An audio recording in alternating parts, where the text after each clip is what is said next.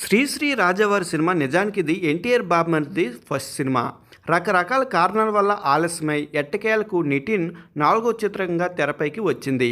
Malayalam star Tovino Thomas చేసిన త్రివండి చిత్ర పేరంతో సతీష్ ప్రజ్ఞ దీన్ని రూపొందించారు. మలయాళం కథకు తెలుగు ప్రేక్షకుల అభిరుచులకు తగ్గట్లుగా మార్చి తీశారు. ఆత్రేయపురం బ్యాక్గ్రౌండ్తో సెట్ చేసిన విధానం బాగున్నప్పటికీ దాన్ని ఆదంత్యం అలరించే తెరపై చూపించడంలో పూర్తిగా తడబడ్డాడు డైరెక్టర్. ఈ కథలో హీరో పుట్టుకతోనే సిగరెట్ పొగతో ప్రాణం పోసుకుంటాడని చూపించారు. ఆ తర్వాత వచ్చే సన్నివేశాలు హీరో పాత్ర చిత్రీకరణపై ప్రేక్షకులు ఒక ఆసక్తికి రేకెత్తించే ప్రయత్నం అయితే చేశారు.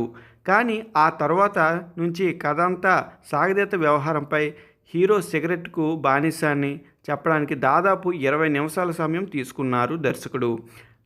నాయకులు రొటీన్ ప్రేమ కథతో మరో 20 నిమిషాలు ప్రేక్షకులకు సహనానికి పరీక్ష పెట్టాడు. రాజా నిత్యం నిశ్చితార్థం క్యాన్సిల్ అయినప్పటి నుంచి కథలో సంఘర్షణ మొదలవుతుంది.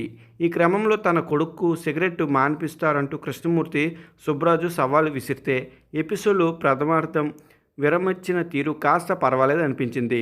ఇంతకుముందు చూసిన 90ml సినిమా కూడా కొన్నిసార్లు గుర్తొస్తూ ఉంటుంది.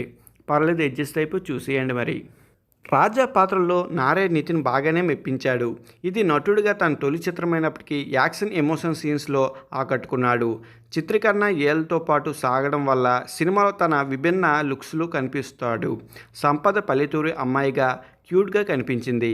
నటన పరంగా ఆమె పాత్ర అంత ప్రాధాన్యత కనిపించలేదు.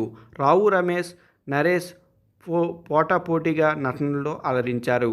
దర్శకుడు సతీష్ ఒక రెగ్యులర్ కథను అంటే రొటీన్గా తెరపైకి తీసుకొచ్చాడు. ముఖ్యంగా ప్రేమ కథ ఏమాత్రం కొత్తదనం లేదు. ప్రథమార్థం సాగదీతే కైలాసం మైనస్ సంగీతం ఏమాత్రం ప్రభావం చూపించలేకపోయింది. పల్లెటూరు అందాలు దాహము తమ కెమెరాతో ఎంతో సహజంగా తెరపైకి చూపించారు. సినిమా అయితే పర్లేదు, ఒకసారి చూసేయండి. ఇంతకుముందు ఇంకా మ్యాడ్ సినిమా చూసి అదే రేంజ్లో ఎక్స్పెక్ట్ చేస్తే మాత్రం నిరాశ తప్పదు.